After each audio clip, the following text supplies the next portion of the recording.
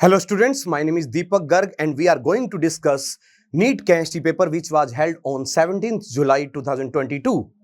काफी अच्छा पेपर था, काफी पोर्शन एनसीईआरटी से पूछा गया था, फिजिकल के भी क्वेश्चन काफी अच्छे थे, इनऑर्गेनिक के भी अच्छे क्वेश्चन इसमें पूछे गए थे। तो बिना किसी देरी किए हुए let me start the discussion.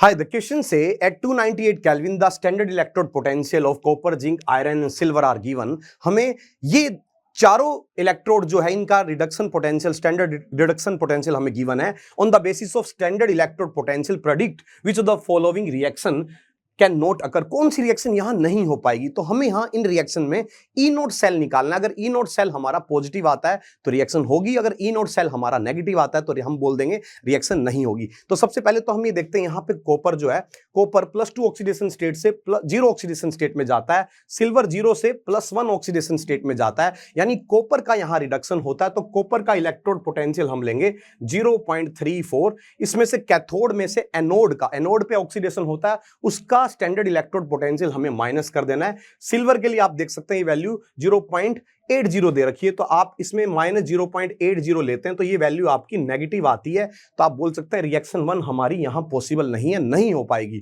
First option में ही हमारा आंसर आ चुका है, लेकिन बाकी के ऑप्शन भी आप चेक कर सकते हैं इसी तरीके से। कॉपर और जिंक में कॉपर आपका कैथोड का काम करेगा क्योंकि वहां पे रिडक्शन हो रहा है। तो आप यहां फिर से कॉपर का इलेक्ट्रोड पोटेंशियल 0.34 और इसमें जिंक का हमें ये वैल्यू गिवन है -0.76। ये वैल्यू आपकी पॉजिटिव आ जाती है। इसी तरीके से बाकी के ऑप्शन में भी आप चेक करते हैं तो वैल्यू पॉजिटिव आती है। हम बोल देंगे रिएक्शन 1 हमारी फिजिबल नहीं होगी, नहीं हो पाएगी reaction. The question say among the following which one will have maximum lone pair repulsion। lone pair repulsion दो वजह से हो सकता है। पहला कि लोन पेयर का नंबर ज्यादा हो, दूसरा लोन पेयर के बीच में एंगल कम हो। तो अगर हम फर्स्ट केस को कंसीडर करें तो XeF2 में जिनोन के पास आउटर मोस्ट ऑर्बिट में 8 इलेक्ट्रॉन होते हैं, जिसमें से 2 इलेक्ट्रॉन फ्लोरीन ने रख रखे हैं। तो आप यहां ऐसे सोच सकते हैं कि जिनोन के पास 3 लोन पेयर प्रेजेंट है, तीनों लोन पेयर बना के आप इस तरीके से फ्लोरीन यहां पे लगा सकते हैं। दूसरा केस हम देखते हैं, क्लोरीन के पास आउटर मोस्ट ऑर्बिट में 7 इलेक्ट्रॉन है, जिसमें से 3 इलेक्ट्रॉन फ्लोरीन ने रखे हैं। तो आप इसमें क्लोरीन के साथ 2 लोन पेयर यहां रखेंगे। तो 2 लोन पेयर अगर आप रखते हैं तो ये कुछ इस तरीके से स्ट्रक्चर इसका बनता है। फ्लोरीन ऊपर भी एक फ्लोरीन और नीचे भी ऐसे एक फ्लोरीन बनके ये स्ट्रक्चर हमारे सामने आएगा। तीसरे केस में हम देखते हैं आयोडीन के पास आउटर मोस्ट ऑर्बिट में 7 इलेक्ट्रॉन, लेकिन 5 इलेक्ट्रॉन फ्लोरीन ने रखे हुए हैं।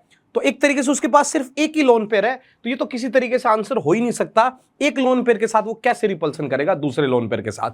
अगला केस SF4 है। सल्फर के आउटर मोस्ट ऑर्बिट में 6 इलेक्ट्रॉन है, जिसमें से 4 इलेक्ट्रॉन फ्लोरीन ने रखे हैं। तो यानी इसके पास भी सिर्फ एक ही लोन पेयर है, एक ही लोन पेयर इसके पास है, वो भी रिपल्सन नहीं कर पाएगा दूसरे लोन पेयर के साथ। तो इस बेसिस पे आप बोल सकते हैं 3 लोन पेयर होते हुए, एंगल भी उसमें देख सकते हैं, इसमें 2 लोन पेयर होते हुए आप ये बोलेंगे सबसे ज्यादा रिपल्सन यहां ऑप्शन नंबर 1 में रहेगा। दिस क्वेश्चन से incorrect statement regarding enzymes is. Enzyme क्या होता है? एंजाइम आप ये बोल सकते हैं बायो प्रोसेस, जो बायोलॉजिकल रिएक्शंस होती है उनके लिए एक कैटलिस्ट का सा काम करता है। उनको एक अल्टरनेट पाथ प्रोवाइड करके उनकी एनर्जी को, एक्टिवेशन एनर्जी को कम करके उन रिएक्शन को कैरी आउट करता है। तो हम देख सकते हैं enzyme are very specific for a particular reaction and substrate. बिल्कुल सही स्टेटमेंट है। गिवन रिएक्शन के लिए एक स्पेसिफिक एंजाइम हम लेते हैं जो उसी टाइप का सरफेस उसे प्रोवाइड करके उस रिएक्शन को कंप्लीट करवाता है। Enzyme are bio catalyst. बिल्कुल जैसे केमिकल रिएक्शन में कैटलिस्ट होता है जो एक अल्टरनेट पाथ प्रोवाइड करके एक्टिवेशन एनर्जी को कम करके रिएक्शन को फास्ट करता है, एंजाइम बायोलॉजिकल रिएक्शन को थोड़ा फास्ट कर देता है। Like chemical catalyst enzyme reduce the activation energy of bio process. जैसे अगर आप कोई रिएक्शन लेते हैं, उसमें अगर इस तरीके से रिएक्टेंट से प्रोडक्ट बनता है तो कैटलिस्ट उसमें उसके पाथ को बदलकर उसकी एक्टिवेशन एनर्जी को कम करके उस रिएक्शन को फास्ट करता है। सिमिलर मैनर में एंजाइम भी उसकी उस एनर्जी को कम करके उस रिएक्शन को कैरी आउट करता है। यह भी बिल्कुल सही स्टेटमेंट है। Last part is enzyme are polysaccharide. Enzyme amide होता है, पॉलीअमाइड होता है, पेप्टाइड बॉन्ड उसमें होते हैं, सैकेराइड नहीं होता। तो ये हमारा इनकरेक्ट स्टेटमेंट है। द क्वेश्चन से the given graph is a representation of kinetics of A reaction. ये ग्राफ एक केमिकल काइनेटिक्स में एक रिएक्शन की कुछ वैल्यूज को रिप्रेजेंट करता है, जिसमें y और x, y एक्सिस पे है, x एक्सिस पे है, और ये हमें कांस्टेंट टेम्परेचर पर गिवन है। तो हमसे ये पूछा जा रहा है the y and x axis for zero and first order reaction respectively are. अगर हम यहां जीरो ऑर्डर रिएक्शन ले, जीरो ऑर्डर रिएक्शन ले, तो जीरो ऑर्डर रिएक्शन में क्या क्या चीजें कांस्टेंट होती है? जीरो ऑर्डर रिएक्शन में अगर हम रिएक्शन का रेट लेते हैं तो ये होता है k इंटू कंसंट्रेशन की पावर जीरो, यानी रेट ऑफ द रिएक्शन हमारा क्या होता है? कांस्टेंट। अगर हम फर्स्ट ऑर्डर रिएक्शन की बात करें तो rate of the reaction change होता है टाइम के साथ, कांस्टेंट के कांस्टेंट उसमें सब में कांस्टेंट होता है, लेकिन टी हाफ का वैल्यू, हाफ लाइफ जो है, हाफ लाइफ ये फर्स्ट ऑर्डर रिएक्शन के लिए कांस्टेंट होती है। यानी आप ये बोल सकते हैं रेट हमारा कांस्टेंट होता है जीरो ऑर्डर रिएक्शन के लिए और हाफ लाइफ हमारी कांस्टेंट होती है फर्स्ट ऑर्डर रिएक्शन के लिए। तो अगर हम इनमें से कुछ ऑप्शन ढूंढ पाते हैं तो ये हमारा करेक्ट ऑप्शन होगा। तो कहता है for zero order reaction y क्या है? रेट। वाई रेट, रेट बिल्कुल सही है, रेट कांस्टेंट होना चाहिए जीरो ऑर्डर रिएक्शन के लिए, जो कि कांस्टेंट गिवन है। वाई रेट आप ले सकते हो, एक्स कंसंट्रेशन ले सकते हो, बिल्कुल सही है, कोई भी कंसंट्रेशन आप ले तो रेट हमारा कांस्टेंट रहेगा। फर्स्ट ऑर्डर रिएक्शन के लिए रेट, ये बिल्कुल गलत स्टेटमेंट है, फर्स्ट ऑर्डर वाला पार्ट गलत हो गया। जीरो ऑर्डर के लिए फिर से देखते हैं, कंसंट्रेशन बिल्कुल चेंज होता है, जीरो ऑर्डर के लिए कंसंट्रेशन बिल्कुल चेंज होता है, ये भी गलत है। जीरो ऑर्डर रिएक्शन के लिए रेट कांस्टेंट रहता है कंसंट्रेशन के साथ, बिल्कुल सही ऑप्शन है। इसके साथ हम फर्स्ट ऑर्डर रिएक्शन में देखते हैं y equal to t half. T half मतलब हाफ लाइफ, हाफ लाइफ मतलब जितने टाइम में रिएक्शन में जो रिएक्टेंट है वो हाफ कंज्यूम हो जाता है, हाफ लाइफ। और x कंसंट्रेशन के साथ कोई भी कंसंट्रेशन आप ले फर्स्ट ऑर्डर रिएक्शन में, उसमें हाफ लाइफ कांस्टेंट होती है। तो इस तरीके से हमारा जो करेक्ट ऑप्शन है वो 4 रहेगा। दिस क्वेश्चन से given below are two statement, statement based question है। स्टेटमेंट 1 में गिवन है primary aliphatic amine react with HNO2 to give unstable diazonium salt. जब आप प्राइमरी एमीन लेते हैं, मान लो इस टाइप की कोई एमीन लेते हैं जिसमें CH2 NH2 ऐसे दिया गया है, इसकी रिएक्शन अगर आप HNO2 इन सब से करवाते हैं तो ये डाइजोनियम सॉल्ट बनता है CH2 N triple bond N Cl minus और यहां प्लस। तो ये डाइजोनियम सॉल्ट जो बनता है ये एक तरीके से अनस्टेबल होगा। क्यों अनस्टेबल होगा? क्योंकि इसमें से बड़ी जल्दी ये N2 गैस निकल जाती है, यहां पे ये कार्बोकेटाइन बनने की कोशिश करेगा, क्योंकि ये carbocation hyper conjugation plus I effect वगैरह के कारण स्टेबल होता है। तो ये कार्बोकेटाइन स्टेबल होता है, इसलिए डाइजोनियम सॉल्ट अनस्टेबल होता है। तो आपका पहला स्टेटमेंट बिल्कुल सही है। Statement 2 says that primary aromatic amine react with HNO2 to form diazonium salt which are stable even above 300 kelvin. जो ये diazonium salt normally in general बनते भी है, तो हम एरोमेटिक वाले पार्ट के केस में, यानी अगर आप एनिलीन वगैरह का केस लेते हैं तो उस केस में 5 डिग्री सेल्सियस से कम के टेम्परेचर पर ये स्टेबल होते हैं। यहां तो हमें 300 केल्विन यानी 27 डिग्री सेल्सियस टेम्परेचर हुआ, इस पे तो ये बिल्कुल भी स्टेबल नहीं होंगे।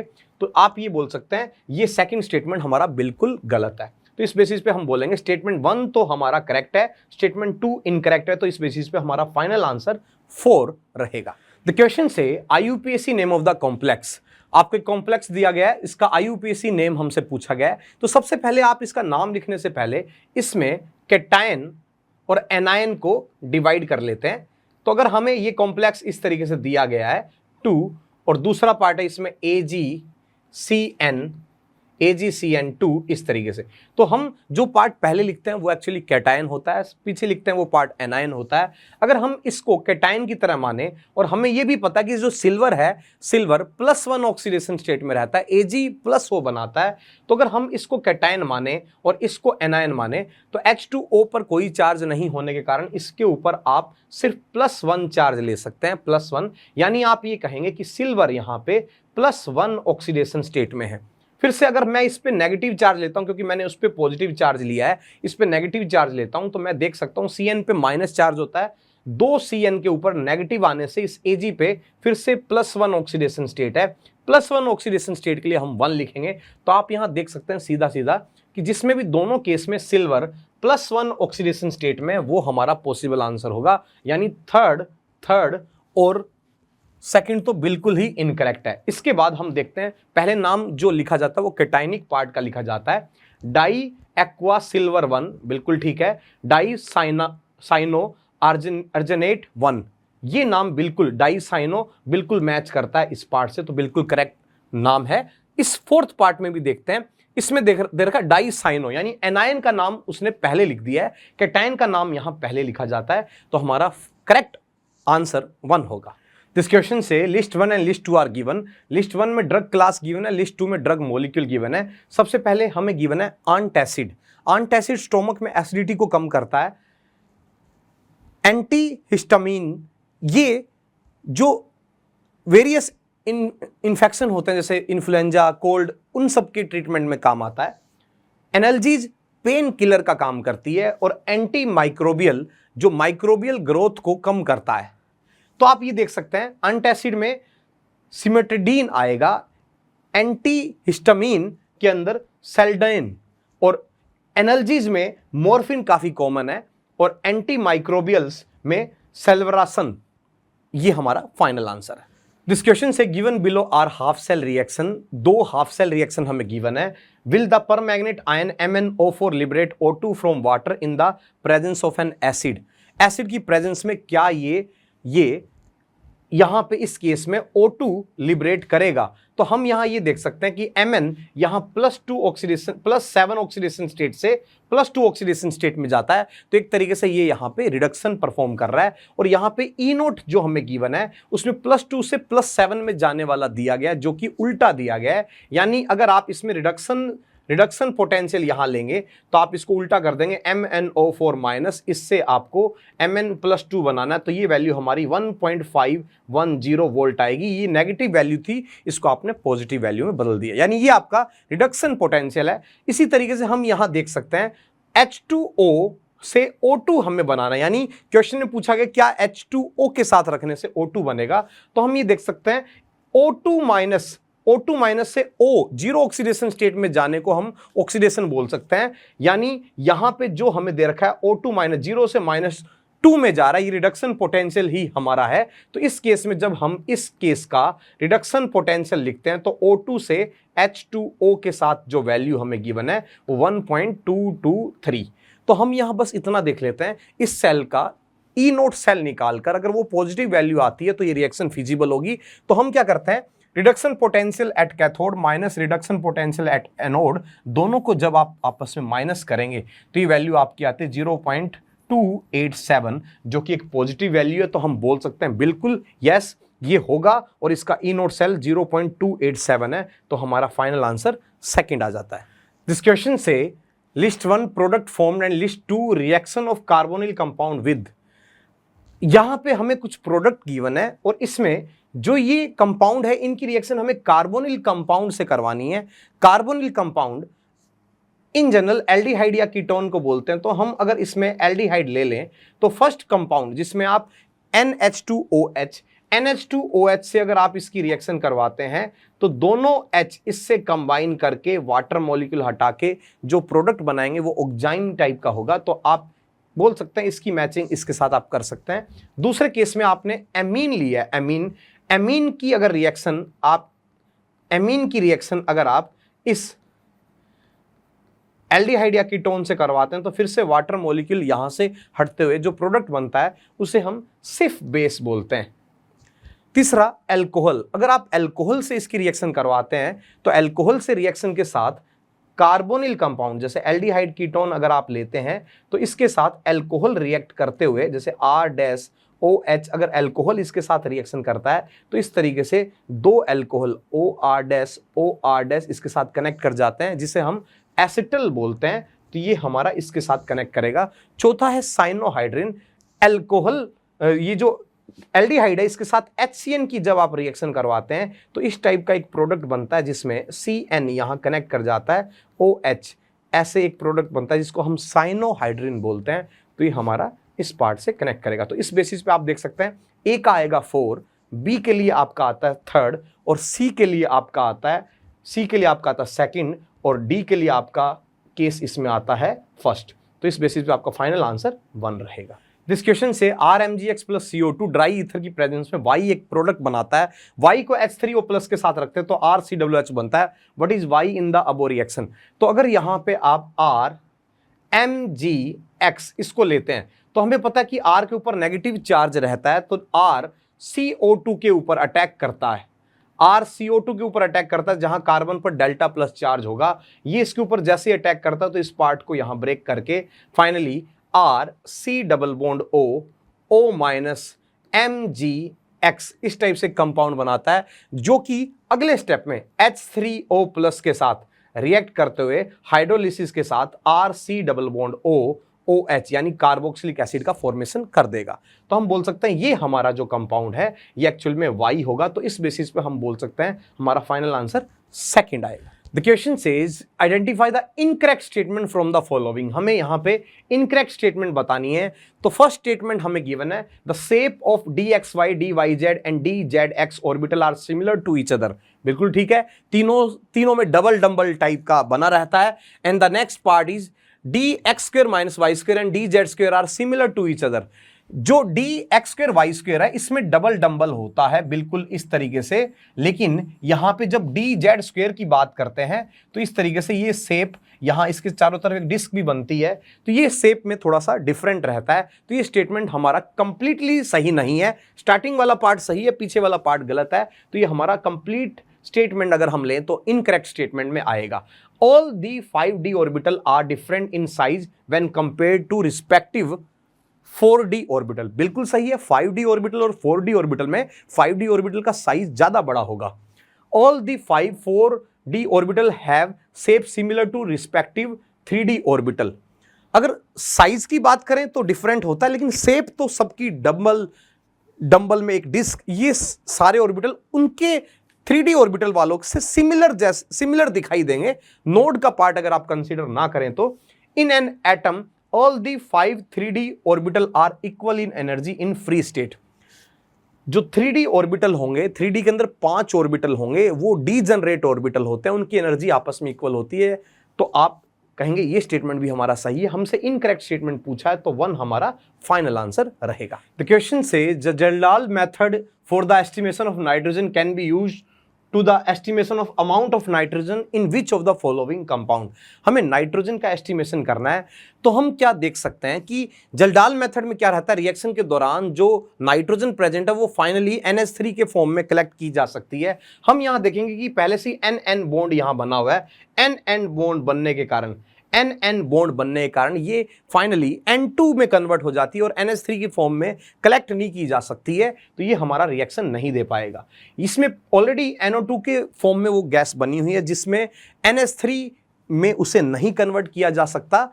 इस केस में ये एरोमेटिक पार्ट होने के कारण ये उतना बढ़िया से उसको रिएक्ट नहीं कर पाएगा और यहां पे हम इस रिएक्शन को कैरी आउट कर सकते हैं। तो हमारा फाइनल आंसर 4 रहेगा। द क्वेश्चन से given below are 2 statement. Statement 1, the boiling point of the following hydrides of group 16 element increase in the order. हमें इस ऑर्डर में हाइड्राइड का बॉइलिंग पॉइंट गिवन है। हम देख सकते हैं ये पार्ट तो बिल्कुल ही गलत है। कैसे? H2O में H बॉन्डिंग के कारण इसका बॉइलिंग पॉइंट बढ़ जाता है। H बॉन्डिंग से उसमें अट्रैक्टिव फोर्स होती है मॉलिक्यूल्स में, जिससे उसका बॉइलिंग पॉइंट बढ़ जाता है। और तो ये सबसे एंड में नहीं रहता, ये बिल्कुल गलत स्टेटमेंट है। Second statement says the boiling point of these hydride increase with increase in molar mass. जब वो ऑप्शन ही गलत है तो उसके मोलर मास को एक्सप्लेन करने का कोई मुद्दा ही नहीं है। आप ये बोल सकते हैं कि हाइड्रोजन बॉन्डिंग का यहां केस लगेगा। तो स्टेटमेंट 1 और स्टेटमेंट 2 दोनों ही स्टेटमेंट यहां पे गलत है। Both of these statement 1 and 2 are incorrect. तो हमारा फाइनल आंसर यहां पे 3 रहेगा। द क्वेश्चन से IUPAC name of the element with atomic number 119। होता क्या है, जो एलिमेंट 100 या 100 से ज्यादा का एटॉमिक नंबर रखते हैं उनको एक नाम IUPAC असाइन करता है जब तक उसका फाइनल प्रॉपर नाम डिस्कस करके तय नहीं हो जाता। तो ये एक तरीके से तो टेम्परेरी नाम होते हैं, लेकिन IUPAC नाम इसमें पूछा गया है तो ये IUPAC ही इनको असाइन करता है। इसमें हम 1 को पहले यूनिटी और इसको भी और इसमें 9 को हम इन लिखते हुए लास्ट में IUM से एंड करते हैं। तो ये हर एक डिजिट के साथ इस तरीके से नाम बना के लिखा जाता है। तो हम देखते हैं इन यम, इस टाइप का नाम यहां बनने वाला है, जो कि ऑप्शन नंबर 2 में हमें गिवन है। The question is list 1 and list 2 are given. In list 1 lithium, sodium, KOH and CH, cesium metal are given. In list 2 some properties are specified, we need to check कि कौन सी property किससे match करती है। Question में given भी है, choose the correct answer from the option given below. तो सबसे पहले हम देखते हैं लिथियम गिवन है, लिथियम हम देख सकते हैं उसमें ऑप्शन में एब्जॉर्बेंट फॉर कार्बन डाइऑक्साइड। तो कार्बन डाइऑक्साइड की अगर हम बात करें तो कार्बन डाइऑक्साइड एक एसिडिक गैस है, एसिडिक ऑक्साइड है, एसिडिक ऑक्साइड बेस के साथ रिएक्ट करेगा तो KOH के लिए तो ये आ जाता है। KOH के अंदर से अगर हम CO2 गैस पास करते हैं तो CO2 को वो अपने अंदर एब्जॉर्ब कर लेता है। दूसरा है इलेक्ट्रोकेमिकल सेल। इलेक्ट्रोकेमिकल सेल में हम लिथियम आयन इस टाइप की बैटरी वगैरह देखते हैं, तो लिथियम को आप इससे कनेक्ट कर सकते हैं। Coolant in fast breeder reaction, ये क्या चीज होती है? कुछ रिएक्शन ऐसी होती है जिनमें एनर्जी बहुत ज़्यादा अमाउंट में रिलीज होती है, तो उनके लिए कूलेंट कोई ऐसा मेटल टाइप का चाहिए जो काफ़ी ज़्यादा हाई टेम्परेचर पे लिक्विड फॉर्म में रह पाए और उस एनर्जी को अपने साथ सर्कुलेट कर पाए। तो उसके लिए सोडियम इन जनरल काम आता है। वैसे ये ऑप्शन अगर नहीं भी ध्यान रहेगा तो भी आप इस क्वेश्चन को कर सकते हैं, क्योंकि फोटो इलेक्ट्रिक सेल जो होता है उसमें सीजियम, रुबिडियम इस टाइप के मेटल हम यूज करते हैं।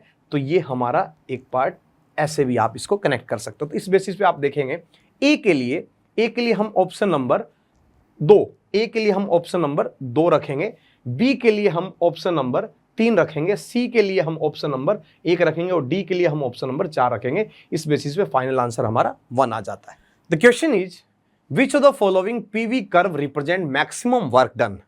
अगर पीवी कर्व हमें दे रखा है और वर्क डन हमसे पूछा जा रहा है तो हम पी यानी प्रेशर को अगर वाई एक्सिस पर रखें और वॉल्यूम को अगर हम एक्स एक्सिस पर रखें तो एक्स एक्सिस के साथ जो भी हमारा एरिया आता है उस ग्राफ का, वो एरिया हमें वर्क डन बता देगा।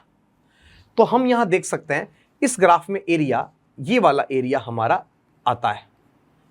इस ग्राफ में अगर हम देखें तो ये साइक्लिक पाथ है, तो साइक्लिक पाथ में जो अंदर का एरिया रहता है वही एरिया हमें लेना होता है, क्योंकि ये वाला एरिया हम पहले कंसीडर करते, फिर ये वाला नीचे वाला एरिया उसमें से माइनस करते, तो साइकिल के अंदर का जो एरिया है वही हमें लेना है। लेकिन नॉर्मल एक पाथ अगर हमें दे रखा है तो इस तरीके का पाथ हम देख सकते हैं। तो इसमें एक्स एक्सिस के साथ यानी वॉल्यूम वाले पार्ट के साथ जो एरिया हम लेंगे वो एरिया हमारा वर्क डन को रिप्रेजेंट करता है। इस केस में तो आप देख सकते हैं सिर्फ आपने प्रेशर चेंज किया, वॉल्यूम को चेंज ही नहीं किया, तो वर्क डन है ही नहीं, इसमें 0 रहेगा। तो आप देख सकते हैं चारों ग्राफ को अगर हम इक्वल डायमेंशन का कंसीडर करें तो उस बेसिस पे हमारा सबसे ज्यादा एरिया 3 में आता है और वर्क डन भी उसी में सबसे ज्यादा रहेगा। दिस क्वेश्चन से which among the following is incorrect, हमें इनकरेक्ट ऑप्शन देखना है। तो first option is O2 plus ion is diamagnetic.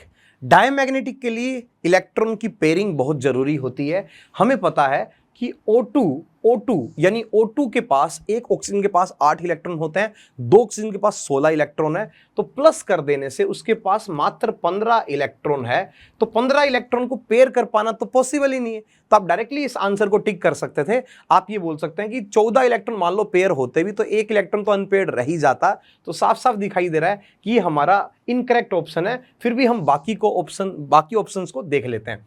Bond order of O2 plus O2 minus O2 2 minus R, bond order हमें इन स्पीसीज के given है। हमें पता है कि इनके पास 16 इलेक्ट्रॉन, O2 के पास 16 इलेक्ट्रॉन होते हैं, उसमें हम number of electron in bonding molecular orbital minus number of electron in anti bonding molecular orbital divide by 2 करके आप जब इन बॉन्ड ऑर्डर को निकालते हैं तो ये वैल्यू हमारी एग्जैक्टली सेम आती है।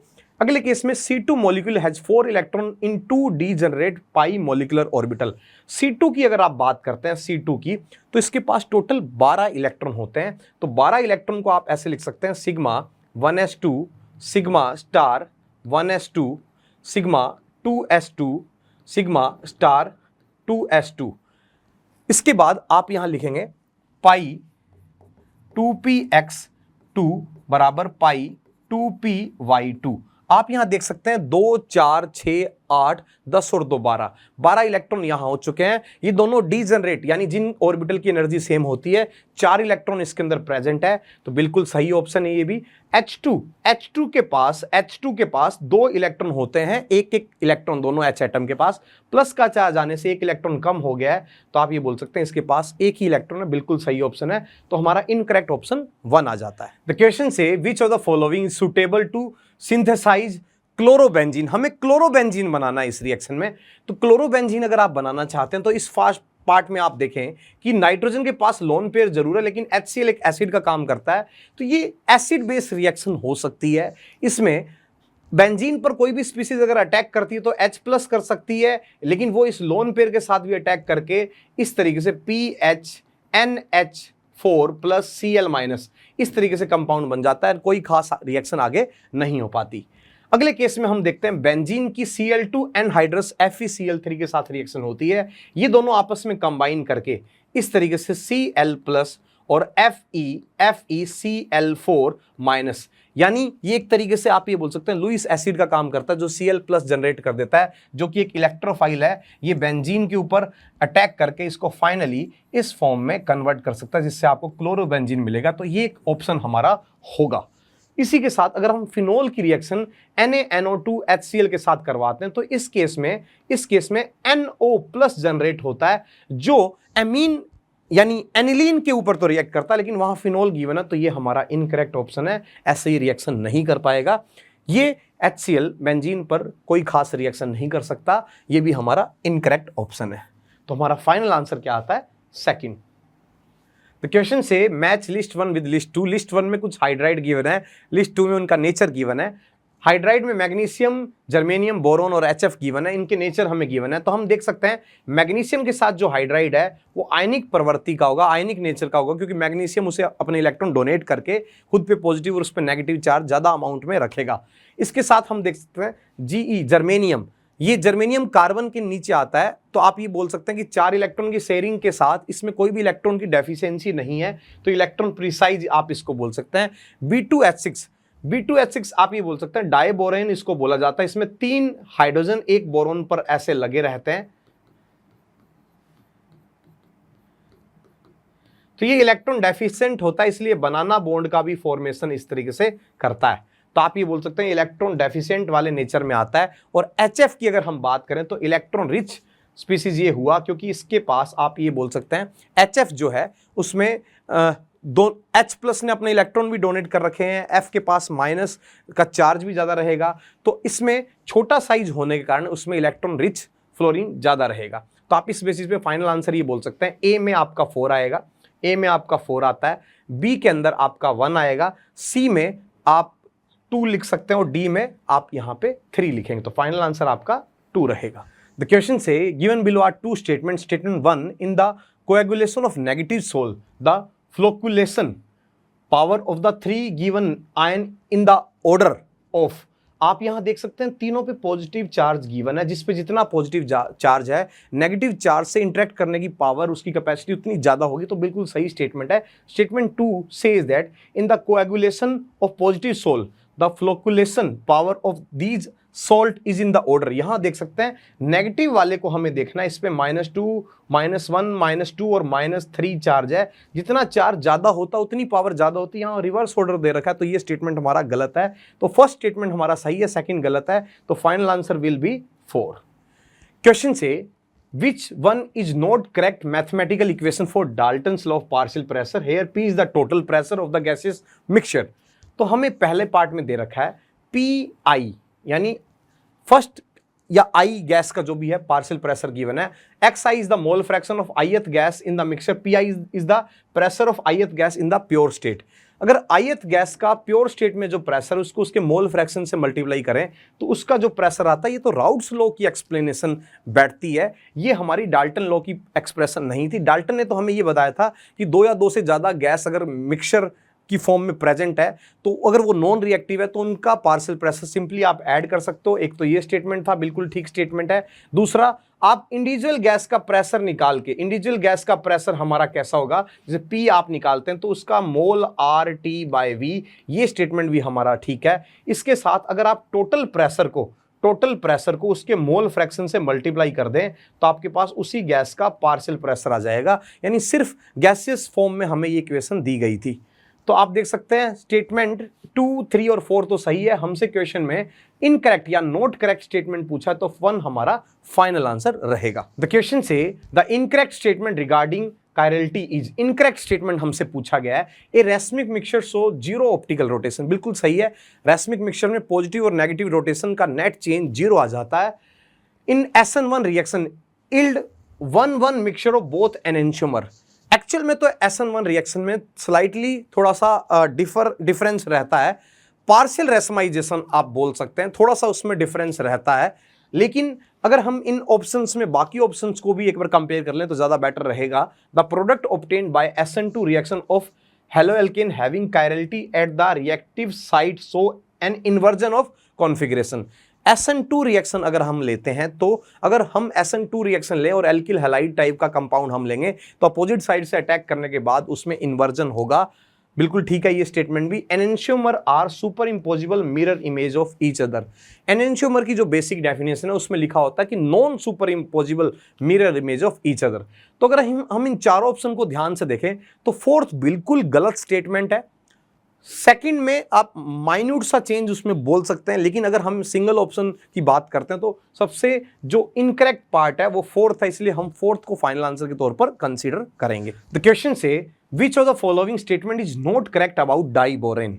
तो सबसे पहले तो हम डाइबोरेन को समझते हैं क्या होता है। बोरोन आपका BH3 एक कंपाउंड होता है, बोरोन BH3।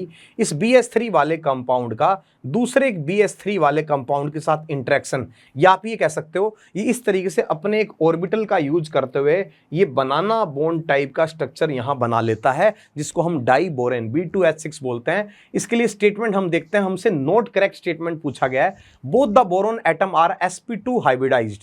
हम देख सकते हैं 4-4 बॉन्ड, चौथा बनाना बॉन्ड हो चुका है, तो इन दोनों का हाइब्रिडाइजेशन sp3 हो चुका है। हमसे इनकरेक्ट पूछा तो ये इनकरेक्ट स्टेटमेंट है, 1 हम कंसीडर कर सकते हैं। बाकी के ऑप्शन भी देख सकते हैं। There are 3 centred 2 electron bond. इस बॉन्ड में 2 इलेक्ट्रॉन है, लेकिन एटम 1 2 3 एटम पार्टिसिपेट करते हैं, तो इनको 3 सेंटर्ड 2 इलेक्ट्रॉन बॉन्ड बोलते हैं। ये करेक्ट स्टेटमेंट है। The 4 terminal BH bond are 2 centre 2 electron bond, यानी इनके अंदर 2 इलेक्ट्रॉन 2 ही एटम है, तो 2 सेंटर 2 इलेक्ट्रॉन बॉन्ड इनको बोला जाता है। ये स्टेटमेंट भी बिल्कुल ठीक है। चौथा पार्ट देखते हैं। 4 terminal hydrogen atom and 2 boron atom lie in 1 plane.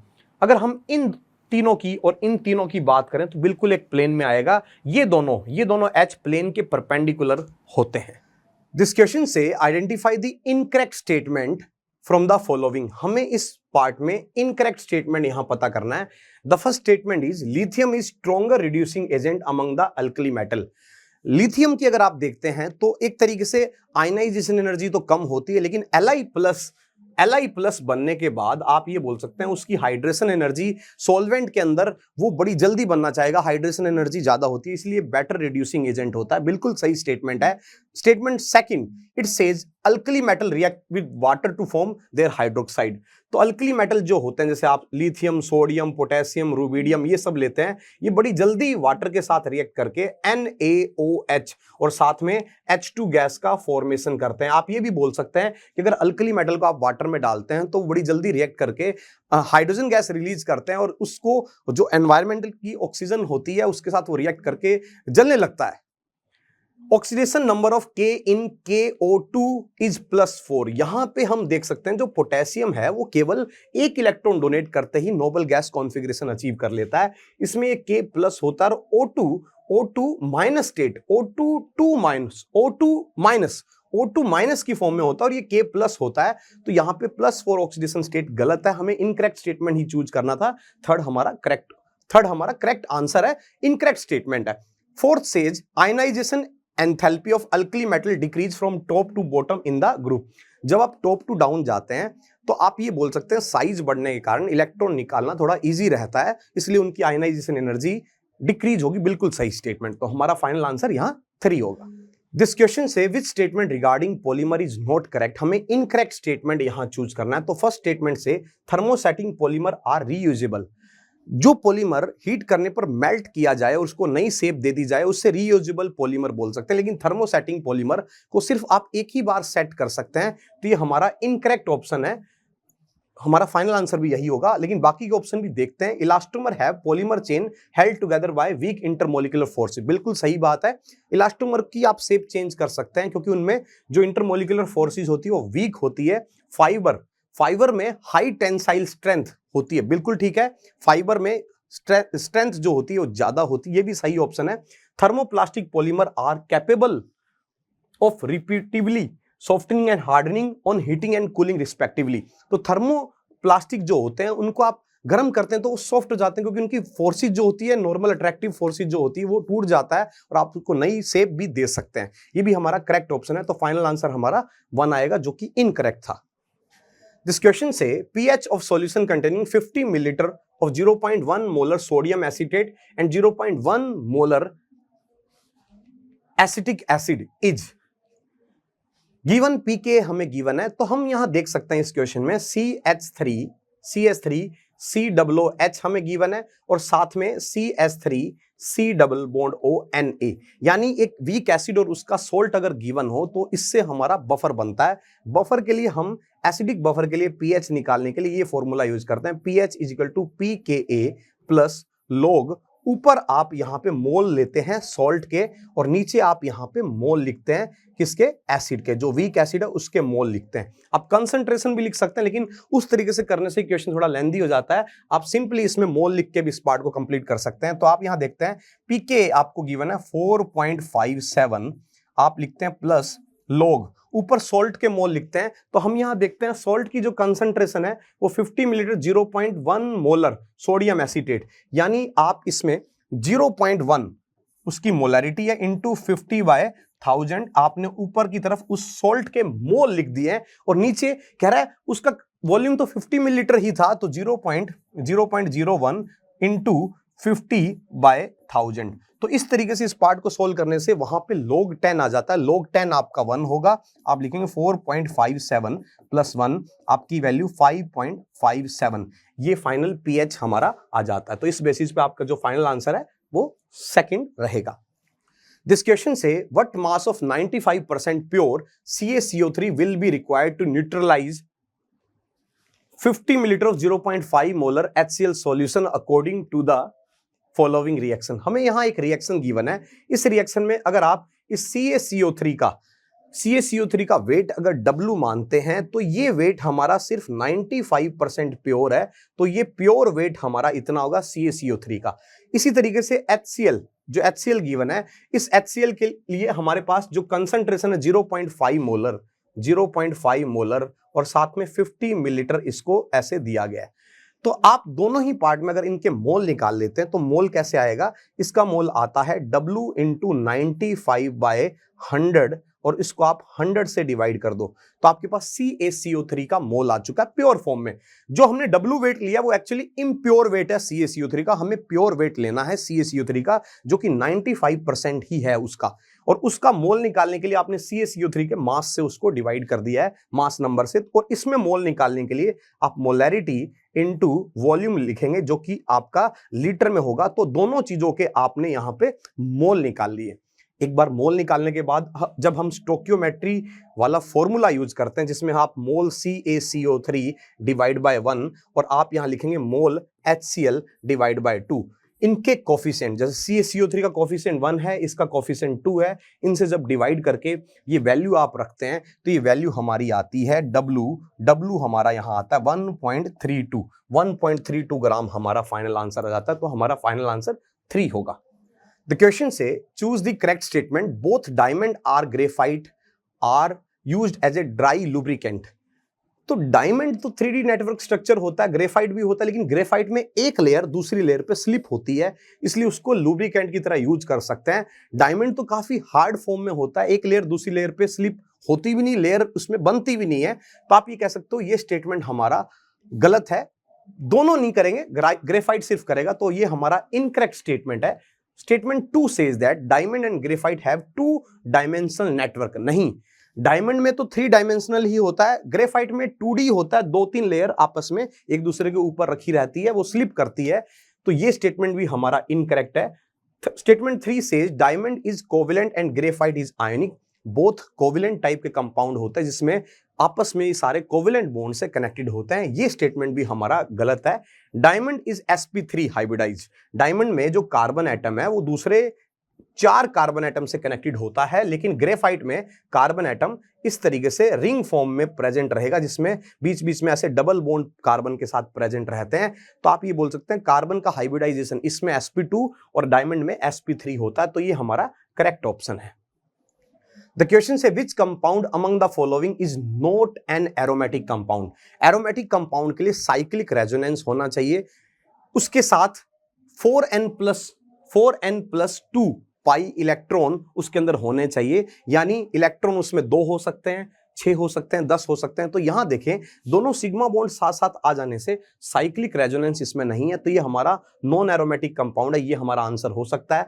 Minus के चार्ज के साथ यहां 2 इलेक्ट्रॉन लोन पेयर की तरह प्रेजेंट है, तो टोटल इसमें 6 इलेक्ट्रॉन, साइक्लिक रेजोनेंस भी इसमें प्रेजेंट है, तो ये हमारा एरोमेटिक कंपाउंड है। इसमें प्लस का चार्ज आ जाने से ये एम्प्टी ऑर्बिटल हुआ, खाली ऑर्बिटल की तरह एक्ट करेगा। आप देख सकते हैं टोटल इसमें 6 इलेक्ट्रॉन है, ये भी हमारा एरोमेटिक कंपाउंड है। इसके अंदर सिर्फ 2 इलेक्ट्रॉन है, ये एम्प्टी ऑर्बिटल है, 2 इलेक्ट्रॉन के साथ भी साइक्लिक रेजोनेंस कर पा रहा है, एरोमेटिक कंपाउंड है। तो नॉन एरोमेटिक कंपाउंड हमारा फर्स्ट होगा। The question say given below are two statements. Statement 1, the boiling point of aldehyde and ketone are higher than hydrocarbon of comparable molecular mass.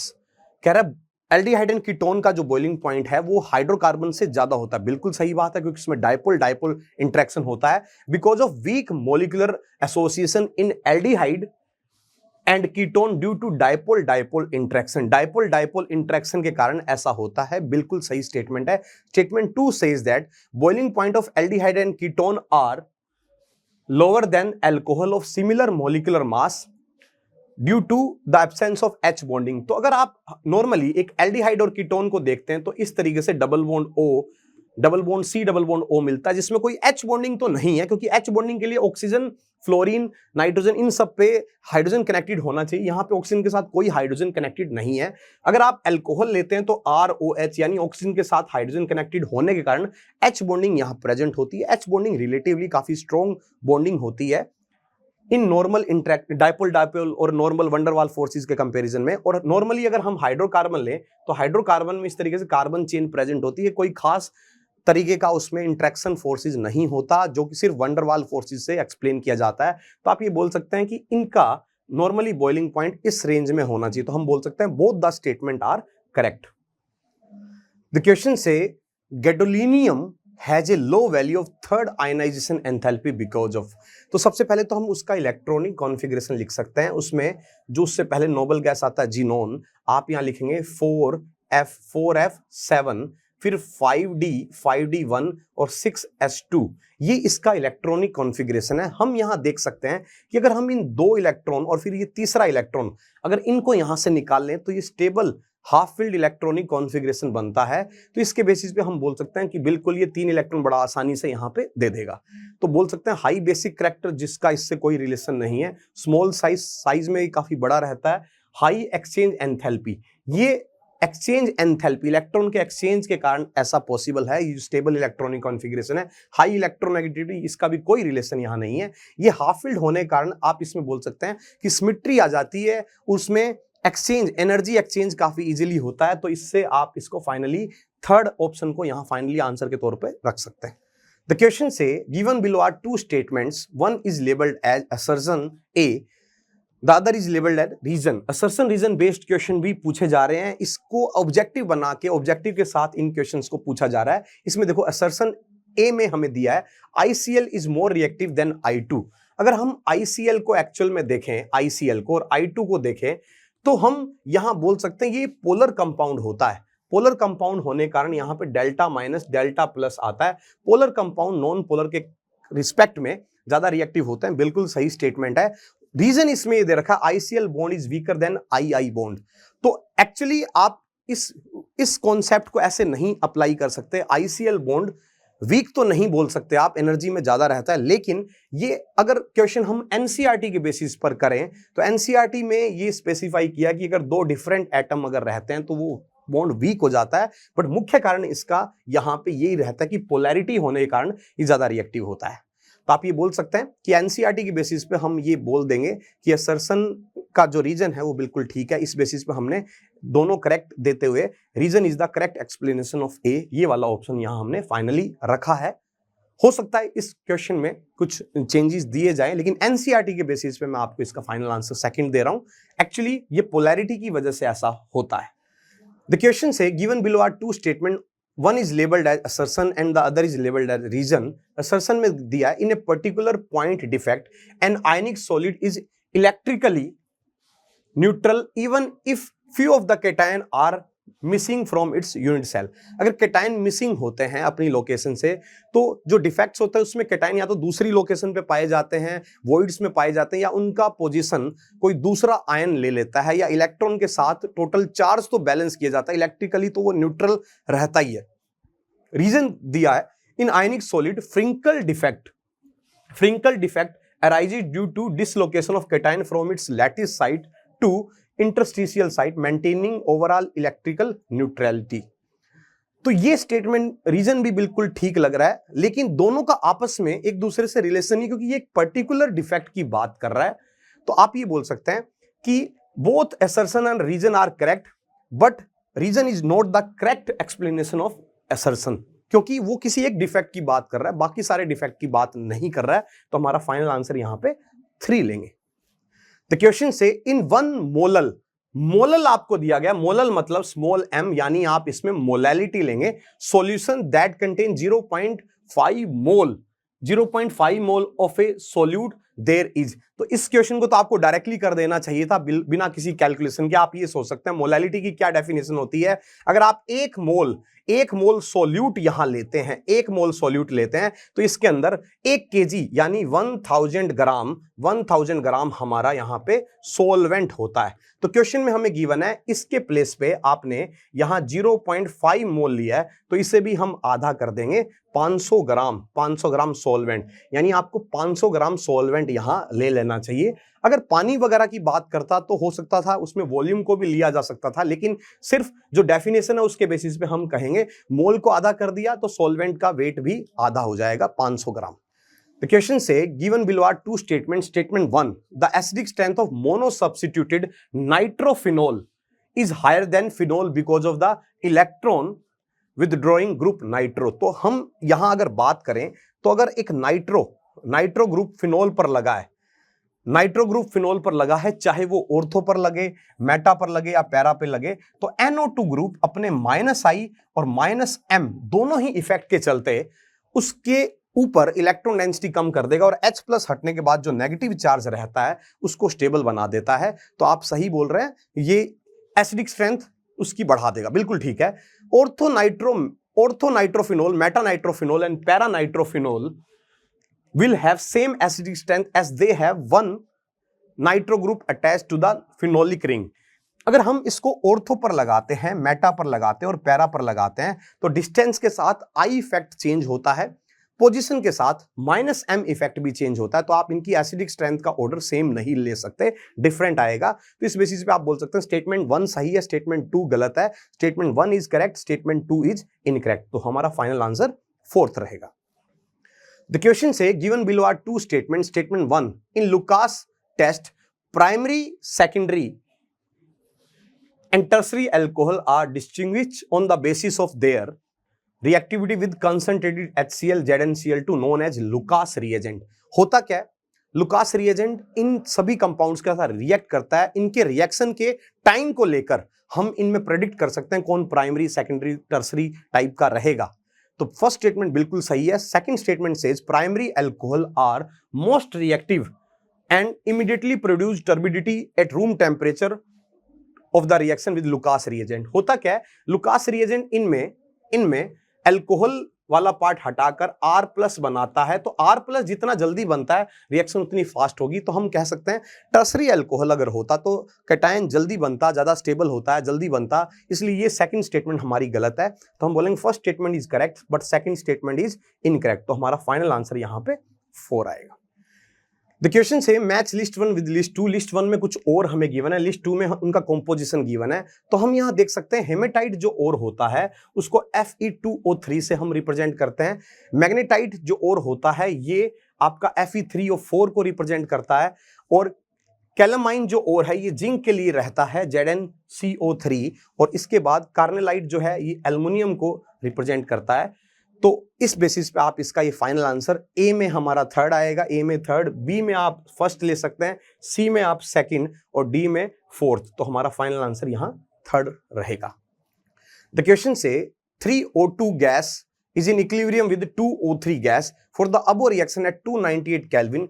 Kc is found to be 3 into 10 to the power minus 59 if the concentration of O2 at equilibrium is 0.04 m, then concentration of O3 is m. तो m का value हमें बताना है, तो आप इस reaction के equilibrium constant Kc को ऐसे लिख सकते हैं, O3 का कंसंट्रेशन, इसकी पावर आप लिखेंगे 2, और नीचे आप लिखते हैं O2 का कंसंट्रेशन, इसकी पावर आप लिखते हैं कितनी 3. ये वैल्यू आपको गिवन है कितनी 3 into 10 to the power minus 59, ये वैल्यू आपको गिवन है.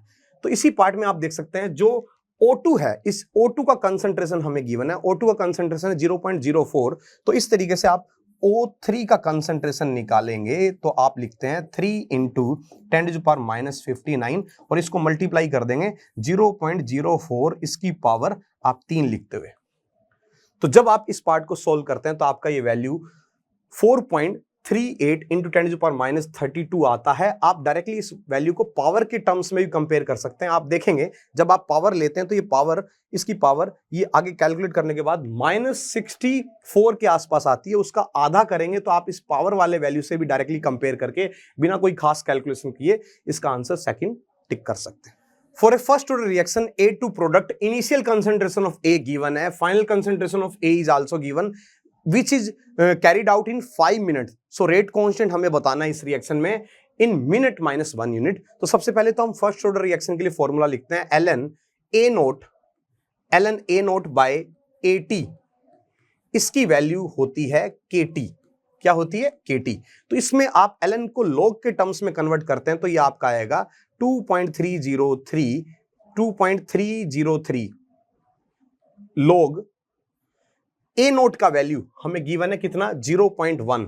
A नोट का वैल्यू है 0.1 और इसको डिवाइड करते हैं 0.001, और ये आपकी वैल्यू K इंटू 5. टाइम को हमें मिनट में ही रखना है क्योंकि K कांस्टेंट का वैल्यू मिनट माइनस 1 में हमें निकालना है.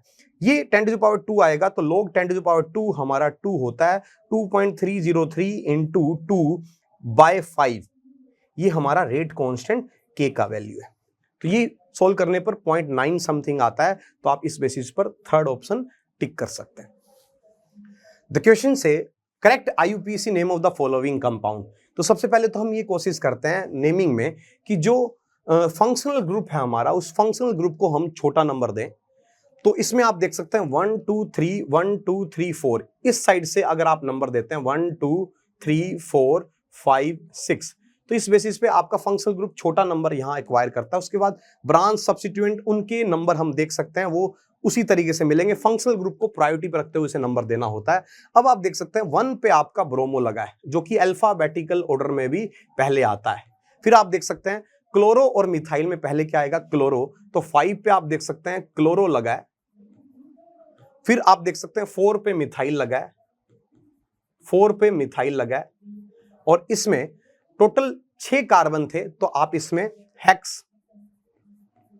हेक्सेन और 3 पर यहां ओल अल्कोहल लगा है. तो ये इस कंपाउंड का IUPAC नाम होगा. तो हम देख सकते हैं 1 ब्रोमो 5 क्लोरो 4 मिथाइल हेक्सेन 3 ओल. इस बेसिस पे हमारा फाइनल आंसर 2 आ जाता है.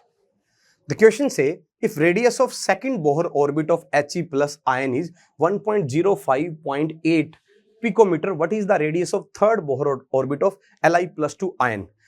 नॉर्मली जब एटॉमिक स्ट्रक्चर का क्वेश्चन होता है तो उसमें हम डायरेक्टली फॉर्मूला लगाकर भी ये आंसर कैलकुलेट कर सकते हैं, लेकिन इसमें हमें गिवन है radius of second Bohr orbit, यानी आप इसमें Rn का एक फॉर्मूला रहता है जिसमें आप लिखते हो 0.529 into 10 to the power minus 10 n square by z.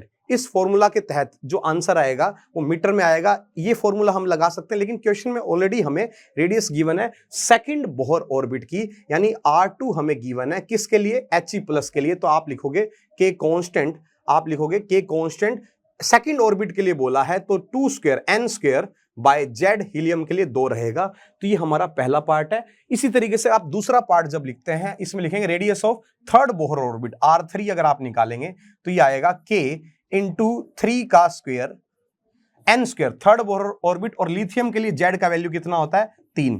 तो ये वैल्यू आपकी आती है 3K और ये वैल्यू आपकी कितनी आती है 2K. तो ये जो 2K वैल्यू है ये आपको गिवन है कितनी है 105.8 पिकोमीटर। तो इस बेसिस पर आप K निकालते हैं 105.8/2। इस K का वैल्यू नीचे वाले पार्ट में आप रख देंगे तो आपके पास रेडियस आ जाएगा। आप लिखेंगे 3 × 105.8/2 और जब आप इसको सोल्व करते हैं तो ये आपका रफली 158.7 पिकोमीटर आ जाता है। तो ये हमारा फाइनल आंसर है। द क्वेश्चन से for the EMF of the cell in which the following reaction takes place at 298 Kelvin। एक रिएक्शन दे रखी है जो 298 केल्विन पर होती है। गिवन हमें है ई नोट सेल 10.5 वोल्ट है और इसके साथ 2.303 RT/F का वैल्यू भी हमें गिवन है 298 केल्विन। तो अगर हम इसमें EMF या ई सेल रिएक्शन का निकालना चाहते हैं उसके लिए फॉर्मूला होता है E naught cell minus 2.303 RT/NF।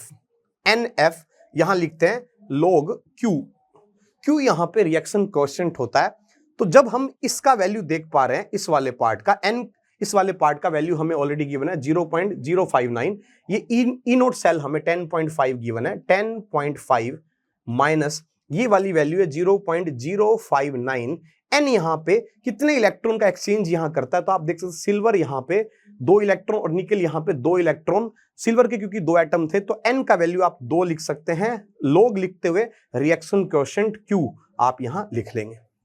लेकिन इस क्वेश्चन में ये वैल्यू जो दे रखी है 10.5, इसके रखने के बाद कोई भी आंसर हमारा नहीं आ रहा है, मैच नहीं कर रहा है। तो हो सकता है ये क्वेश्चन बोनस कर दिया जाए, लेकिन क्योंकि ऑप्शनल पार्ट में था, सेक्शन बी में था, जिसके अंदर 15 क्वेश्चन में से 5 ऑप्शनल क्वेश्चन थे, तो जिन बच्चों को भी ये आंसर नहीं आ रहा है हो सकता है उन्होंने ये क्वेश्चन छोड़ दिया हो। 10.5 रखने से वो आंसर यहां पे नहीं आ पाएगा।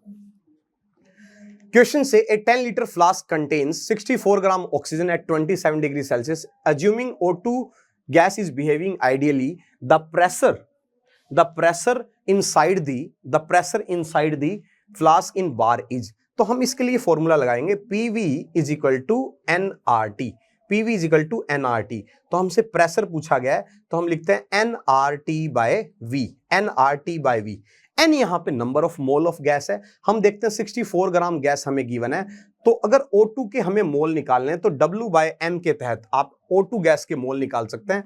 64 ग्राम गैस और 32 से आप इसको डिवाइड करते हैं तो 2 मोल यहां पे N के या O2 के 2 मोल हमें मिल जाते हैं। R का वैल्यू हमें ऑलरेडी गिवन है कितना 0.0831 और टेम्परेचर हमें 27 डिग्री सेल्सियस गिवन था, जिसे हम 300 केल्विन लेंगे क्योंकि टेम्परेचर इस फॉर्मूला में केल्विन में रखा जाता है और वॉल्यूम फ्लास्क का था 10 लीटर। जब आप इस पार्ट को सोल्व करते हैं तो हमारा फाइनली आंसर 4.9 बार आ जाता है। द क्वेश्चन से order of energy absorbed which is responsible for the colour of the complexes. तो हम यहां देख सकते हैं निकल के साथ कॉम्प्लेक्स बना हुआ है जिसमें H2 और En यहां पे लिगेंड के तौर पे काम कर रहा है। हम देख सकते हैं दोनों ही अनचार्ज लिगेंड है, इन पे कोई चार्ज नहीं होता, तो निकल की सब में ऑक्सीडेशन स्टेट हम देख सकते हैं +2 है। लेकिन En हमारा यहां स्ट्रॉन्ग लिगेंड होने के कारण स्प्लिटिंग को ज्यादा कर देता है और जितनी ज्यादा स्प्लिटिंग होगी उतना ज्यादा एनर्जी का एक्सचेंज ज्यादा रहेगा, एनर्जी उतनी ज्यादा रिक्वायर्ड रहेगी। तो हम यहां देख सकते हैं यहां पे 3 En लगे हुए हैं जो कि एक बाइडेंटेड लिगेंड होता है। यहां पे ये 1 लगा हुआ है, यहां पे ये 2 लगे हुए हैं। तो स्प्लिटिंग सबसे ज्यादा किस में होगी? C में, उसके बाद किस में होगी? A में, और B में सबसे कम होगी। तो जितनी ज्यादा स्प्लिटिंग होगी उतना ज्यादा एनर्जी का आप ये बोल सकते हैं एब्जॉर्प्शन होगा। तो इसमें फाइनल आंसर में C सबसे पहले आएगा, फिर A और फिर B। तो आप इसमें फाइनली इस CAB इसको आंसर के तौर पर ले सकते हैं। The question says which one of the following is not found when acetone react with 2-pentanone in the presence of dilute NaOH followed by heating। तो अगर हम एसीटोन का स्ट्रक्चर लें तो ये हमारे एसीटोन का स्ट्रक्चर है और 2-पेंटेनोन का अगर हम स्ट्रक्चर लें तो इस तरीके से 2-पेंटेनोन हमारा बनता है। तो जब आप NaOH की प्रेजेंस में इनको लेते हैं तो वो एल्डोल रिएक्शन करता है। हीटिंग के कारण कंडेंसेशन स्टेप तक ये रिएक्शन चली गई है। तो हम यहाँ पे जो एल्डोल प्रोडक्ट बने हुए हैं उनको तोड़कर भी रिवर्स फॉर्म में भी चेक कर सकते हैं कि क्या ये रिएक्टेंट रहे होंगे। तो हम देखते हैं इसमें एसीटोन और इसमें 2-पेंटेनोन बनता है, ये बिल्कुल ये रिएक्शन करेगा। इसमें देखते हैं सेकंड में जब दोनों को तोड़ा तो दोनों ही एसीटोन बने, यानी एसीटोन ने खुद के साथ ही रिएक्शन परफॉर्म की है। यहां हम इस पार्ट को तोड़ते हैं तो आप देख सकते हैं कि ये 3 पेंटेनोन बनता है जबकि 2 पेंटेनोन था, तो ये हमारा इनकरेक्ट ऑप्शन है, तो थर्ड को आंसर के तौर पर हम ले सकते हैं। फोर्थ में अगर हम इसको तोड़ते हैं तो ये 2 पेंटेनोन और एसीटोन दोनों बने हैं, तो आप बिल्कुल बोल सकते हैं ये भी हमारा रिएक्शन के बाद बनेगा। तो थर्ड हमारा नहीं बनता है, क्वेश्चन में पूछा है इज नॉट फॉर्म, तो थर्ड हमारा फाइनल आंसर है। The question say in the neutral or faintly alkaline medium KMnO4 oxidize iodine into iodate, the change in oxidation state of manganese in these reaction is। तो हम देख सकते हैं जो KMnO4 होता है, KMnO4 है, ये न्यूट्रल और वीक एल्कलाइन मीडियम में MnO2 स्टेट में बदल जाता है, MnO2 में बदल जाता है। तो हम यहां देख सकते हैं यहां पे ये +7 ऑक्सीडेशन स्टेट से +4 ऑक्सीडेशन स्टेट में जाता है, तो हमारा सेकंड फाइनल आंसर है। द क्वेश्चन से the pollution due to oxide of sulphur get enhanced due to the presence of. तो अगर हम पॉल्यूशन की बात करें, सल्फर के पॉल्यूशन की बात करें, तो उसमें SO2 गैस बनता है, SO3 में वो कन्वर्ट हो सकता है अगर ऑक्सीडेशन वगैरह कुछ हो। तो सबसे पहले ऑप्शन में देखते हैं पार्टिकुलेट मैटर, तो पार्टिकुलेट मैटर उसके उस पॉल्यूशन को सपोर्ट करते हुए एनहेंस कर देता है, तो ये हमारा सही ऑप्शन है। ओजोन उस SO2 को ऑक्सीडाइज कर सकता है। हाइड्रोकार्बन कोई खास रोल इसमें प्ले नहीं करते, और हाइड्रोजन पर ऑक्साइड जो है ये भी एक ऑक्सीडाइजिंग एजेंट की तरह काम कर सकता है। तो पॉल्यूशन को आपको एनहेंस करने के लिए जो चीजें इसमें सपोर्ट करती है वो A, B और D, यानी A, B और D, यानी आपका थर्ड आंसर फाइनल आंसर रहेगा। The question say copper crystallize in FCC unit cell with cell edge length of 3.608 into 10 to the power -8 centimeter. The density of the copper is 8.92 ग्राम पर centimetre cube. Calculate the atomic mass of copper. हमें solid state में जो density का formula लेना है वो होता है D = Z into M upon A cube, और यहां नीचे आप इसको Na से डिवाइड भी करते हैं। तो हम यहां देख सकते हैं इस क्वेश्चन में हमें कॉपर का जो एज लेंथ है, जो क्यूब बनेगा उसका एज लेंथ हमें A गिवन है। A हमारा वैल्यू है कितना 3.608 इंटू 10 to the power -8। इसके बाद डेंसिटी ऑफ कॉपर हमें गिवन है, D हमें गिवन है कितनी 8.92 ग्राम पर सेंटीमीटर क्यूब में गिवन है। यूनिट देख सकते हैं सेंटीमीटर यहां था, ग्राम पर सेंटीमीटर क्यूब में ही हमने डेंसिटी की यूनिट ली है। M हमें यहां पे निकालना है। Na का वैल्यू होता है 6.022 इंटू 10 to the power 23। तो इस क्वेश्चन में जब ये सारे डेटा इस फॉर्मूला में रखते हैं तो हमारा कॉपर का जो मास नंबर है वो निकल के आता है 63.1, तो आप सेकंड आंसर फाइनली लिख सकते हैं। द क्वेश्चन से the product form from the following reaction sequence is. तो सबसे पहले तो हम ये बेंजोनाइट्रिल जो CN ग्रुप लगा है उसको LiAlH4 H2O के साथ जब ट्रीट करते हैं तो ये उसका रिडक्शन कर देता है। रिडक्शन के बाद जब आप उसे NaNO2 HCl के साथ बनाते हैं तो इस तरीके से ये रिएक्ट करते हुए उसमें कार्बन जो लगा है उस कार्बन के साथ इस तरीके से डाइजोनियम सोल्ट टाइप का बना देगा। तो जो डाइजोनियम सोल्ट वाला पार्ट जो बनता है इसको जैसे ही आप पानी के साथ रखेंगे तो ये N2 गैस निकलते हुए यहां पे कार्बोकेटाइन जनरेट कर देगी और ये पानी का मॉलिक्यूल इस पे अटैक कर देगा। हालांकि ये कार्बोकेटाइन वैसे भी स्टेबल है तो इसको आपको कोई हीट करने की जरूरत नहीं होगी, पहले से ही ये कार्बोकेटाइन बना देगा और पानी के साथ रखते ही ये H2O अटैक करके उस पे OH लगा देगा। तो आपका फाइनल आंसर यहां पे 1 रहेगा। द क्वेश्चन से compound X on reaction with ozone followed by zinc water gives formaldehyde and 2-methyl propanol as a product. The compound X is। तो हम देख सकते हैं फॉर्मेल्डिहाइड एक हमारा प्रोडक्ट बना है, फॉर्मेल्डिहाइड आप इसको बोल सकते हैं। दूसरा जो केस है 2-methyl propanol, यानी आप प्रोपेनल पे 2 पे मिथाइल लगा चुके हैं और ये आपका 2-methyl propanol यानी एल्डिहाइड था। तो ये कंपाउंड ओजोनोलाइसिस के कारण बना था। तो आप इसमें इन दोनों को अगर कंबाइन कर दोगे, यानी डबल बॉन्ड को तोड़कर हम दोनों तरफ डबल बॉन्ड O लगा देते हैं ओजोनोलाइसिस में, तो ये कंपाउंड जो फाइनली हमारा इनिशियल स्टेज में रहा होगा वो कुछ इस टाइप का रहा होगा। इसको आप जब तोड़ते हैं ओजोनोलाइसिस के तहत तो एक फॉर्मेल्डिहाइड और एक दूसरा कंपाउंड ये बन जाता है। आप देख सकते हैं इस कंपाउंड का नाम होगा 1 2 3 4 3 मिथाइल ब्यूट 4 कार्बन है, 1 इन, तो सेकंड आंसर हमारा फाइनल आंसर रहेगा। तो बच्चों इसी के साथ हमारा डिस्कशन खत्म होता है। आपने देखा सेक्शन बी में एक क्वेश्चन बोनस था और एक आध क्वेश्चन में कैलकुलेशन ज्यादा थी, क्योंकि 5 क्वेश्चन ऑप्शनल थे तो उन क्वेश्चन को छोड़ा भी जा सकता था। देखते हैं किस तरीके से फाइनल आंसर के साथ वो उन क्वेश्चन को बोनस में बदलते हैं या कैसे करते हैं। और आपके लिए रिजल्ट के लिए, आने वाले रिजल्ट के लिए मेरी बहुत बहुत शुभकामनाएं आपके साथ रहेगी। धन्यवाद।